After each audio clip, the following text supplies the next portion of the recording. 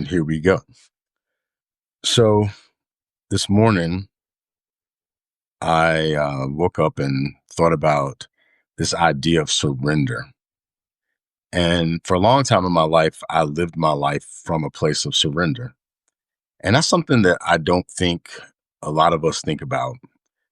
It was kind of normalized for me because I grew up in a very religious household where we were told that our life was not our own, that in fact our life belonged to God, and that it was our obligation to love God with all our heart, all our mind, all our soul strength, and love our neighbors ourselves. And I took it seriously because I was a little kid and that was the information I was handed. So I took it in. But alongside that, as I've shared with some folks, my family also had folks who were not fundamentalist Christians.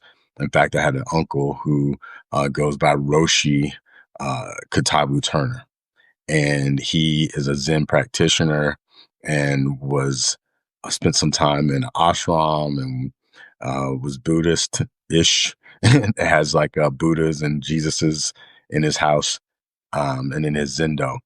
And if you look him up, Vernon Katabu Turner, he's written several books like Soul Sword, um, and the Kiyasana Zen or something like that. I can't remember all the titles of the books he's written, but he's written plenty of books. In fact, all my mom's siblings have written books.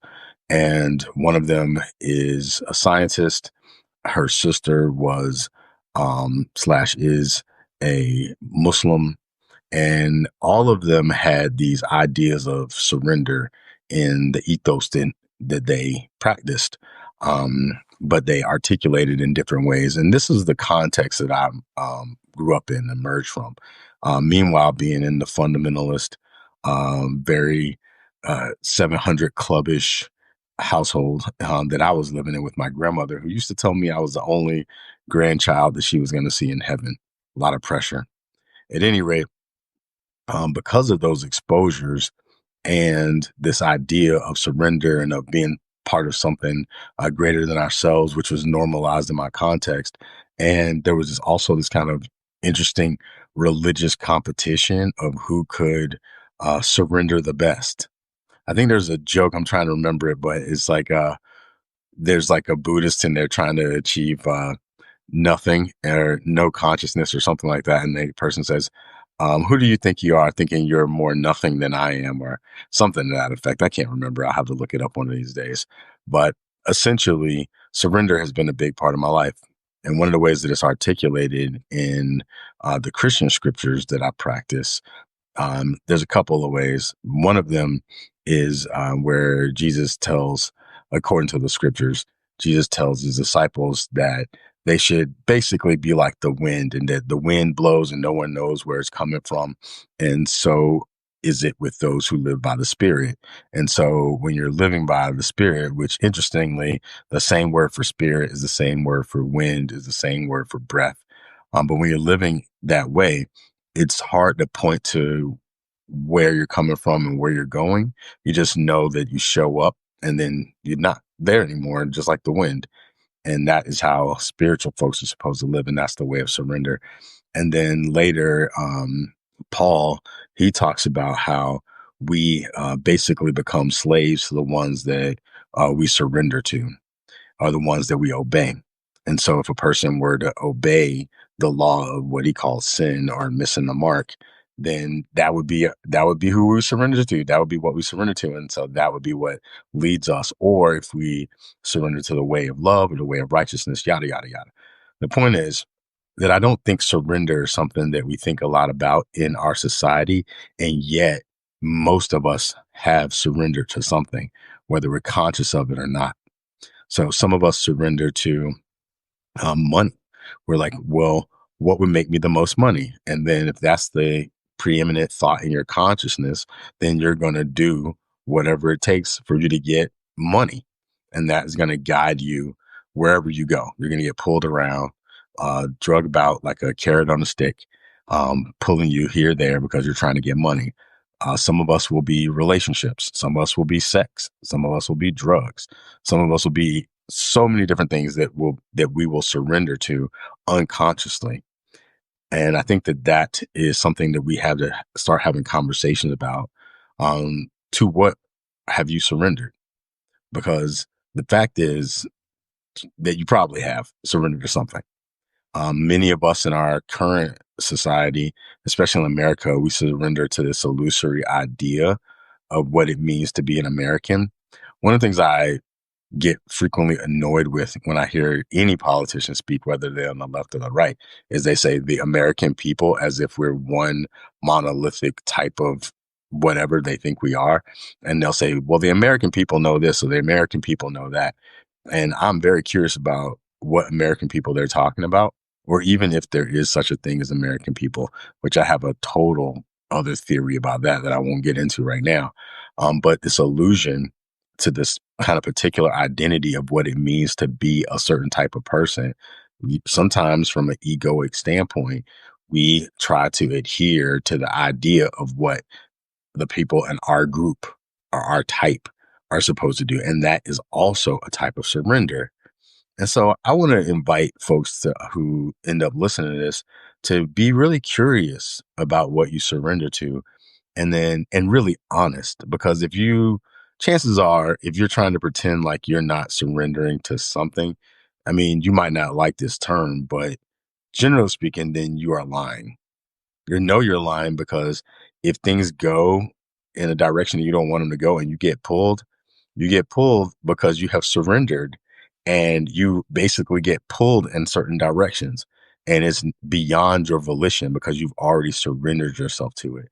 To be at choice is actually to be able to get still regardless of what's happening around you. And maybe you surrender to peace.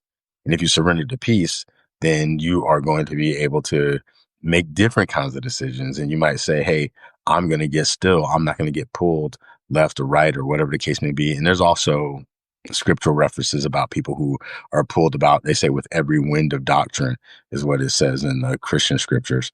But many of us get pulled around, and we have to be mindful of what is pulling us around. And are we capable of being at choice? Are we capable of being around some kind of energy that disturbs us or makes us feel some kind of way, and then not react? Because if we can get ourselves to not react, then we're at choice. Then we can respond. And that means that we've surrendered to maybe a higher level of consciousness or higher awareness. And that too is a type of surrender. So the question is, what have you surrendered to? I, for the most part, am trying to commit myself and recommit myself to surrender to love. I want to be guided by love, and not that soft, sentimental love that only soft talks and tries to, as I mentioned in the previous post, tries to be a good person, which is something that doesn't exist. But that kind of love that expands and invites people into greater possibilities of who they are and who others are. I try to live from an invitational presence that says, hey, I want you to have more of you through your relationship with me. I don't want to get into a relationship with someone, whether it's a relationship that lasts 1 minute or the rest of our lives. I don't want someone to be less by being around me. Hey, Rev Evelyn and T. Ree and Mark. Good afternoon. I don't want anyone to be less by being around me. I want people to be more of themselves. I want them to feel deeper into who they are. I want them to be able to expand into greater awarenesses and to see the beauty that's inherent in so much of life. And that's, again, is something that you can surrender to. You can surrender to beauty. But the point is to be conscious of that to which you surrender, to know what you're surrendering to. It's one of the things that grieves me sometimes is when I walk around and I see so many of us pretty much mentally gone. We're sadly, I can't speak for other folks. I can only speak for myself. But I've encountered so many people who they just say what they think they're supposed to say. They just do what they think they're supposed to do, and they have not given it any depth. And I can't remember which Greek philosopher said this. So, but one of them said, "The unexamined life is not worth living." I think it was Plato. It's true. Many of us are going to live our entire lives programmed at an early age and maybe made very few shifts from the first time we woke up and someone told us who we're supposed to be till the day we die. And we miss out on this opportunity to really be present and really tap into our potential. And maybe we can't fulfill every potential, but we can fulfill some. And if we find ourselves stuck in this tension because we've surrendered to something unconsciously, maybe it's our parents, maybe it's our community, maybe it's our neighborhood. You can't be of service to anyone if all you are is an automaton that only can function in a certain way because someone told you to and you're afraid of showing up in any different way. That's not liberation. You can't liberate people if you're bound, right? You can't give anyone anything you don't have. So I try my best to work consistently to liberate aspects of myself that may be trapped from some teaching I got a long time ago, and to then share what I've learned, share my openings, share my awarenesses. And there's some things that I've had encounters with that I don't even know how to articulate 100%. So yeah, I haven't shared those yet, but I have the intentions of sharing them. But I'm surrendered more so than anything to love and awakening and invitation and healing. And I have to ask myself different questions when I'm making choices on what I say or what I don't say, what I publish and what I don't publish.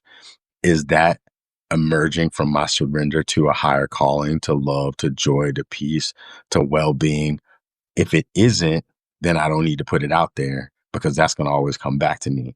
And if it is, even if it doesn't look like it, I have to ask myself, how is it? Like I have, for example, for those of you who follow some of my previous posts, I've been pretty critical of people that I consider to be fake Christians. And I call them fake. I don't call them fake Christians because to me, they're not Christians at all. I call them scredians, which is a word I made up, which I explained in a previous video of why I made that word up. Or I should say that word came to me in a dream, which is actually accurate. It came to me in a dream. For people who say that they follow Christ and they do the complete opposite. Everyone knows that they are liars. Even they know they're liars. When I used to be a fundamentalist Christian and I couldn't speak in tongues and everybody else in my church seemed to be able to speak in tongues. And when I got kicked out and some people said, well, you couldn't speak in tongues anyway. Later, some people told me that they were fake and speaking in tongues. And I was like, wow, man. So you just let me sit around there not being able to speak in tongues and feeling some kind of way because I couldn't do it. And you couldn't do it either. You were just faking, being like humana, humana, humana. That's not cool. But there's a lot of fake people out there who, for the best thing I can say about them is they just don't want to get excluded. And so they do what they feel like they have to do to belong. But that is not living a real life. That's not being truthful. And they cause harm by being fake. And so instead of calling them Christians, which they really aren't, and I think that many of the people that we see professing Christianity publicly, I mean, not to make this a whole Christian thing, they're not Christians because they don't do what Christians do. All right. I don't even know what Christians do, but they don't do what Christ is professed to have done. They don't. And if they don't do it, then it doesn't matter. Yes, we have the power of words to call something something that it isn't. That's called lying. And we can lie all day if we want to, but it doesn't make it true. And lying repeatedly, saying the same lie over and over and over again also doesn't make it true. Regardless of what some people try to do. So these people are surrendered to something when they lie like this. The invitation that I try to bring to the people that I engage is to, even if you have failed, even if you've been a liar, even if you've been fake, you can always stop, turn around, and live from a higher level of surrender. And so even myself, sometimes I'm surrendering at a high level. And then sometimes I let things get to me and they bring me down to what some people call like a lower vibration. And I'm not able to live up to my ideals, but am so committed to them that I'm able to sit with myself and say, okay, Pedro, this is what you wanted to do. This is what you did do. This didn't match. This is what you have to do to change it because your ideal is this. And so I don't talk to myself in third person. I'm just saying that for you guys. But basically, I correct myself. I subject myself to greater discipline and greater understanding, I study people who have practiced what I want to practice. Like right now, I just purchased a C.S. Lewis collection, the Essential C.S. Lewis, because I like the way he thinks. It's 38 hours of him expressing his views on Christian thought from a very logical perspective as someone who was a former atheist. I like that. I'm going to spend 38 hours listening to that because that is the kind of mindset that I want to be able to maintain. And I want to show up in the world with greater integrity. So I'm surrendering for a little bit of time with C.S. Lewis. I'm going to surrender for a minute and listen to what he has to offer. And then I'm going to surrender to some other people who have been able to live from that place. So that's the invitation. I don't want to take up too much of your time. I just want to remind you that all of us are surrendering, whether we're conscious of it or not. It behooves you and everyone that you're encountering to be able to be mindful of that to which you surrender, and then look at the things that you actually want to surrender to and put time into those things. Invest energy into those things so that you can be in the world the way you imagine yourself to be interiorly. That's the gift, that's the opportunity. And so if you need any encouragement in that, I'm here for that. I'm writing toward that. If there are things that you think I can offer, whether it's courses or songs or something that might encourage you, let me know. I'm going to continue to be creating and sharing from this place because that's what I'm surrendered to.